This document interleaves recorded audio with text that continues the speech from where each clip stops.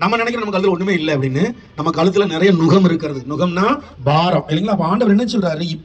இப்போதும்னா இன்னைக்கு இந்த 16ஆம் தேதி நவம்பர் மாசம் 2025 இந்த மேல் மாடியில நடக்கிற இந்த கூட்டத்துல உங்க நுகம் முறிக்கப்படும். நம்புறவங்க மட்டும் அல்லேலூயா சொல்லுங்க.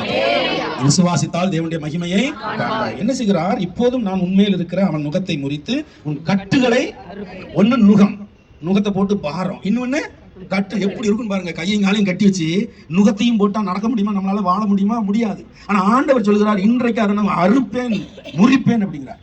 இப்ப நுகத்தை போடுவதற்கு ஒரு ஆள் வேணும், நுகத்தை அவிழ்ப்பதற்கு ஒரு ஆள் வேணும். தன்னால நுகத்தை போட முடியாது, தன்னால நுகத்தை அறுக்க முடியாது.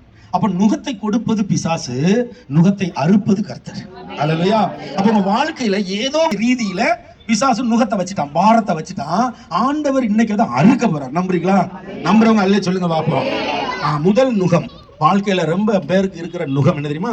கடன் தான் பெரிய நுகம் இல்லைங்களா? இன்னைக்கு கடன் வாங்காத ஆளே கிடையாது. நுகம் பெரிய நுகமே அதுதான்.